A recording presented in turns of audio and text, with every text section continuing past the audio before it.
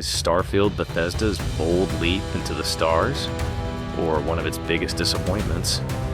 Since release, the game has become one of the most divisive titles of the year.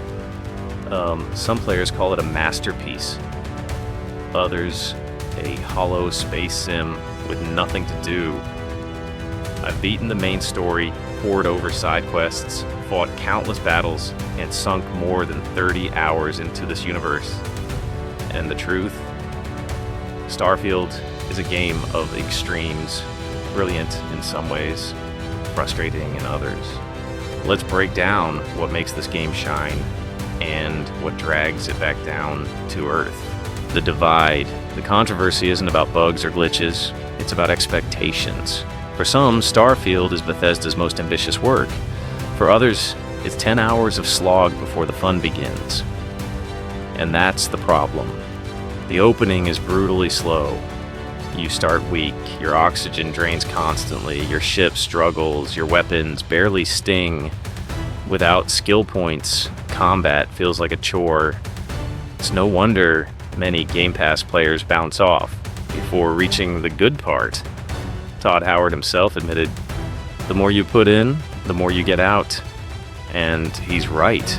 But asking players to grind through 10 hours of boredom is a huge gamble. Gameplay highs. Once Starfield opens up, it delivers Bethesda's best combat yet. Shooting is tight, responsive, and purposeful. Unlike Fallout, where enemies spawn everywhere, here most battles have context.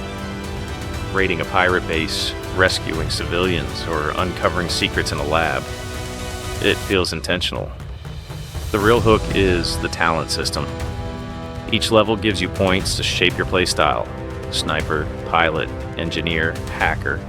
Whatever you want. Every unlock feels impactful, turning weak weapons into powerhouses and tailoring the game to your style. The arsenal is diverse too. Shotguns devastate at close range. Rifles feel precise. Laser guns crackle with futuristic energy. Weapons don't just look different, they play different. Ship combat, though, is mixed. Dogfights are responsive and customizing ships is fun, but battles lack emotion. They feel like chores rather than highlights. Decent mechanics, little payoff, the exploration problem. Here's where the cracks show. On paper, 1,000 planets sounds limitless. In practice, most feel empty. Bethesda used a tile-based system, so landing on a planet generates a small zone. Hills, caves, maybe a base, but beyond handcrafted cities and quest areas. Exploration often means walking across barren terrain with nothing to see. It's a huge contrast with Skyrim or Morrowind, where every corner felt carefully built. In Starfield, it often feels like exploration without destination. The NASA Museum or the City of Neon stand out as brilliant, but they're exceptions, not the rule. Story and side quests. The side quests, excellent. You can join factions, become a pirate, a bounty hunter, or a law enforcer. These missions are varied and rewarding. The main story, though, is another story, and not a good one. Dialogue is awkward, characters sound flat, and the game constantly tries to sound philosophical without actually saying much. Plot twists, betrayals, deaths, shocking reveals often fall flat because of weak writing and voice acting. Instead of emotional, they come across as awkward. It feels like Bethesda wanted to deliver deep sci-fi themes, but ended up with shallow pseudo-philosophy. Technical aspect, graphically, Starfield can be gorgeous. Starfield's glitter, battles flash with cinematic detail, and handcrafted areas impress. On PC, with an SSD, it runs smoothly with short load times. But on Xbox, it's rough. Constant 20-second load screens kill momentum, and the heavy reliance on fast travel drains immersion. Missions often boil down to opening a map, warping, fighting, then repeating.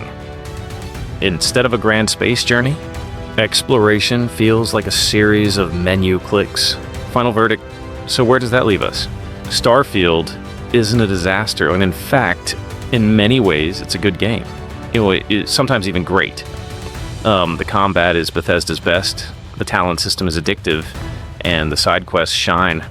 But the emptiness of exploration, the clunky pacing, and a weak main story hold it back.